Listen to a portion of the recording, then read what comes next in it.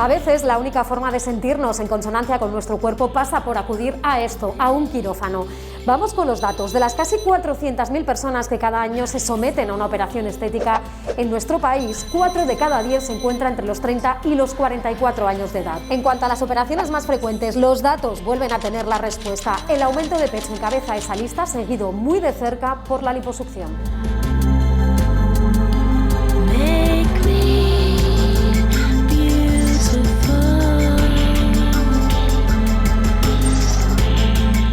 Si hay un dato que llama la atención es la distribución por sexos. Del total de las intervenciones, el 83% son demandadas por mujeres. Es el caso de ella, de Victoria, que tras haberse operado quiere volver a mejorar alguna parte de su cuerpo.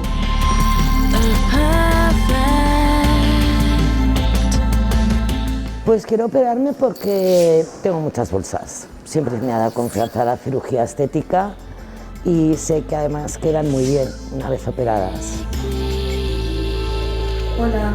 Buenas. Es una cirugía que se hace ambulatoria, con lo que no requiere ingreso, y a nivel anestésico se hace con una sedación y de duración más o menos son unas 2 horas de intervención. Vale. Si te parece, pasamos a la parte de la exploración.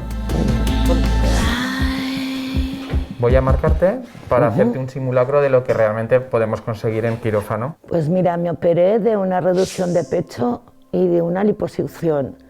Yo no tengo ningún problema en decir que estoy operada. Y además tampoco entiendo la gente que lo oculta, porque creo que hay que darle normalidad. Si lo hacemos es porque queremos, porque nos queremos ver mejor. A lo que no puedo entender es la gente que se hace estas cosas en sitios que no son profesionales, pero si te pones en las manos de un buen profesional no tienes por qué tener miedo, ni tienes por qué ocultarlo. Vamos, yo nunca lo he ocultado. La blefaroplastia superior-inferior, a las 48 horas ya pueden estar teletrabajando, pueden realizar trabajo de ordenador. A la semana quitamos los puntos y ya estaríamos hablando de una recuperación completa en el que se haya ido ya toda la inflamación de la cirugía en 1 mes y medio, 2 meses. Para una cirugía de este tipo podríamos hablar de entre 3.000 y 5.000 euros.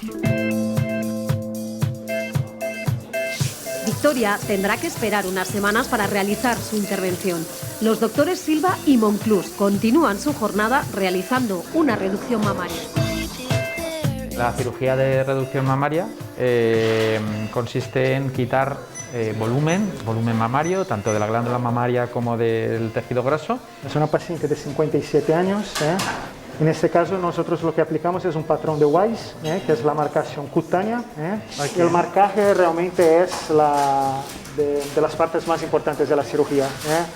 Nosotros incluso en cirugía plástica solemos decir marcar 2 veces, cortar una, porque una vez ya hecho el corte ya no hay vuelta atrás. 13 años llevamos operando la cirugía en cirugía privada. Aquí yo creo que voy a quitar esto para que pueda moverse un poco mejor. Bueno, yo parecido. Yo me formé en Barcelona, hice UNIR y luego vine a Zaragoza justamente a hacer la especialidad. Bueno, este tipo de intervención tiene una duración media de entre 3 horas y media. Bueno, pues el posoperatorio habitualmente suele ser lo que es recuperación completa entre 3 y 4 semanas. Las pacientes suelen estar ingresadas en la clínica 1 o 2 noches y luego ya se van a domicilio. Pues dependiendo del tipo de paciente y de la morfología de la mama, podríamos estar hablando de 6.000, 7.000 euros. Hemos extraído de la mama derecha, que ya sabíamos que era un poquito más grande, 540 gramos y de la mama izquierda 430, o sea, más o menos una diferencia de un 20% entre una y otra. Bueno, pues ahora todavía tenemos unos 40 minutos de intervención, y luego pasaremos a la siguiente intervención, que es la braquioplastia. La cirugía de reducción mamaria aúna lo mejor de la estética y lo mejor de la reparadora, porque no solo va a mejorar el aspecto estético y la forma de su mama, sino que también va a mejorar su calidad de vida, tanto para las actividades de su vida diaria como para su actividad laboral.